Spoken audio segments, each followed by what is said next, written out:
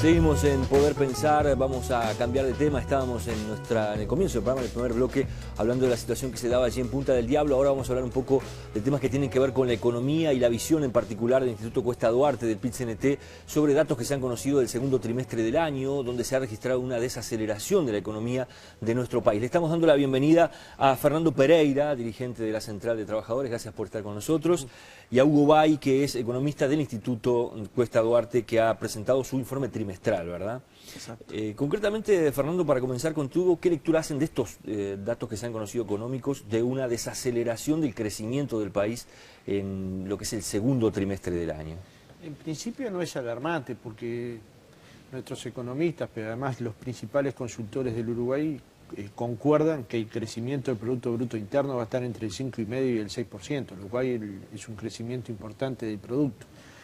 Lo que encierra este dato, que sí es un dato alarmante, que sigue el 20% más rico de la sociedad quedándose con el 50% de la riqueza, mientras el 20% más pobre se tiene que conformar con algo más del 5%. Este es el dato preocupante, el dato alarmante, porque si en algún momento cambia efectivamente la situación económica, este grupo vulnerable de la sociedad es efectivamente el que va a pagar los mayores costos sociales. Hoy nosotros estamos apostando, inclusive estamos discutiendo hacia el Congreso, cuáles deberían ser las políticas que el movimiento sindical debe impulsar, cuál es la plataforma que efectivamente los trabajadores tenemos que tener por delante, no solamente para mejorar los salarios, para defender el salario del trabajador o la negociación colectiva o la salud, sino para ser el escudo de ese sector débil de la sociedad, muchos de los cuales son trabajadores. Un estudio que el propio Instituto Cuesta Duarte le brindó al Secretariado Ejecutivo daba cuenta de que 800.000 uruguayos ganan menos de 10.000 pesos uruguayos líquidos.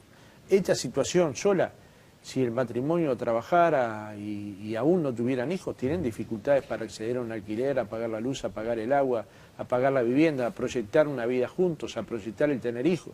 Esta es una cuestión que no la podemos resignar y al mismo tiempo estamos viendo cómo efectivamente algunos sistemas que son sensibles para la sociedad uruguaya, como la educación o como la salud, no tienen los recursos suficientes como para ir a más en un país que, insisto, creció 8,5% anual el año anterior, va a crecer a un ritmo cercano al 6% y sigue habiendo uruguayos que están o en la pobreza o en la indigencia. Esta es la preocupación hoy más importante tal vez que tenga el movimiento sindical uruguayo. Hugo, se prende una luz amarilla desde el punto de vista técnico, no solo por estos datos que se han conocido de la economía uruguaya, sino sobre todo esa sensación que da de una digamos, de una economía a nivel global, tanto de Europa, de Estados Unidos, con problemas bastante complicados, bastante serios. ¿Cómo se está viendo desde acá?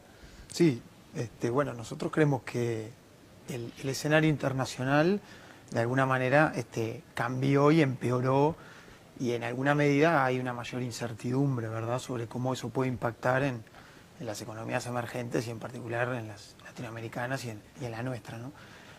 Ahora, este dato de crecimiento del producto, digamos, que marca una desaceleración en todos los sectores de la economía, si bien puede haber estado un poco por debajo de lo que podían esperar, en fin, los analistas,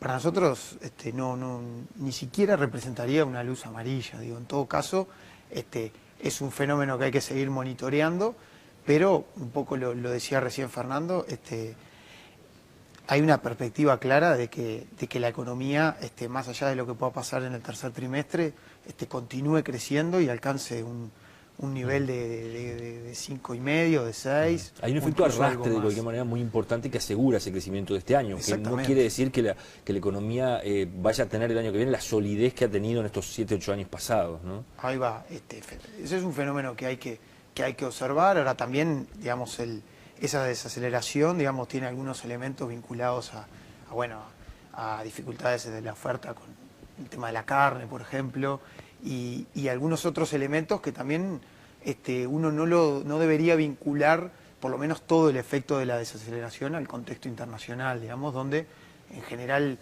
las consecuencias para la economía uruguaya llegan con cierto retraso y hay que pensar que las principales turbulencias que hubieron fueron en el mes de julio, agosto, en lo que es Estados Unidos y en las economías europeas. Entonces, me parece un poco apresurado en todo caso considerar que ya estamos sufriendo un impacto importante sobre sobre la economía uruguaya. Pereira, usted mencionaba en el comienzo el tema de la distribución de la riqueza como un fenómeno preocupante. Incluso en el documento que en el informe trimestral del instituto se habla o se genera allí una pregunta que es: ¿realmente Uruguay ha aprovechado la bonanza o el crecimiento de estos años para mejorar la distribución? ¿Por qué lo dicen? ¿Creen ustedes que no se ha hecho por parte de los gobiernos ahora del Frente Amplio una correcta distribución, una mejor distribución de la riqueza? Bueno, nosotros aspiramos a más. Y si no aspiráramos a más, nos tendríamos que dedicar a otra cosa. Nosotros no podemos ver sin dolor que hay un 20% de la sociedad que descansa 40 días en Punta del Este y un 20% de la sociedad que no sale de su asentamiento, que no logra acceder al sistema de salud, que no logra acceder a su vivienda decorosa, que muchos de ellos no tienen energía eléctrica, que otros no tienen la alimentación suficiente. Esto lo vemos todos los días, o por los informativos, o porque efectivamente vamos al barrio y lo vemos.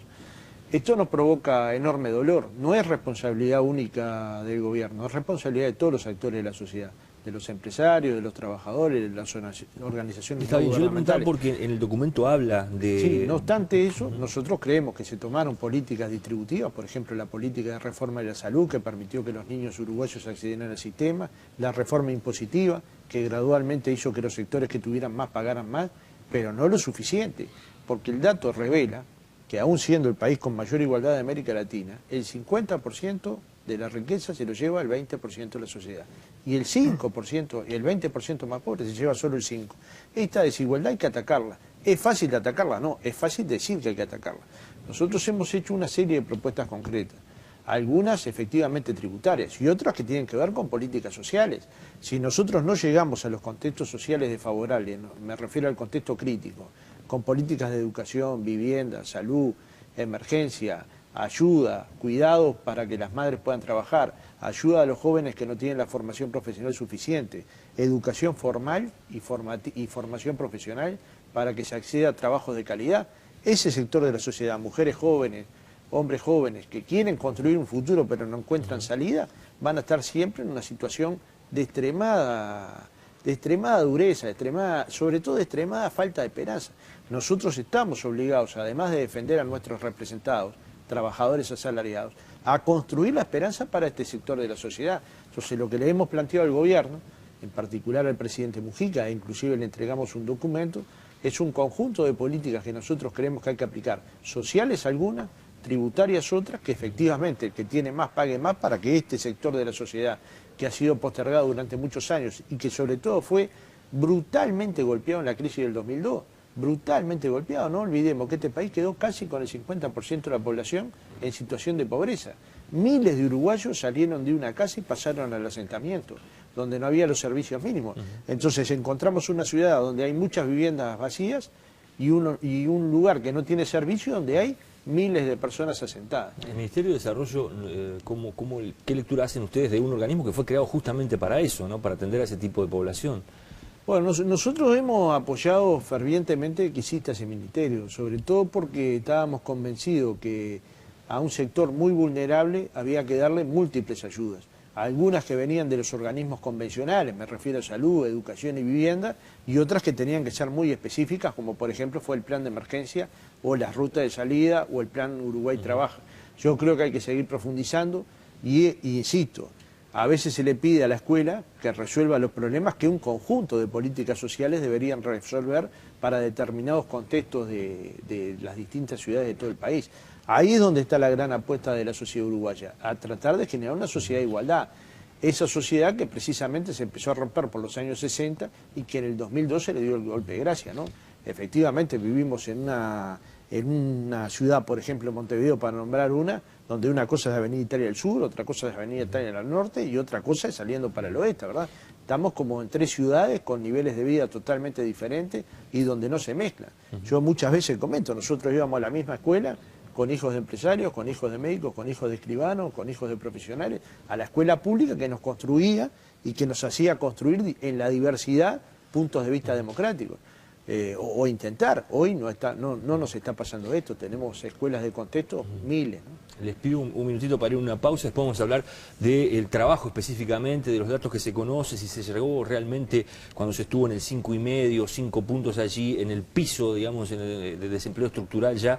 ¿Qué visión tienen ustedes? Ya regresamos.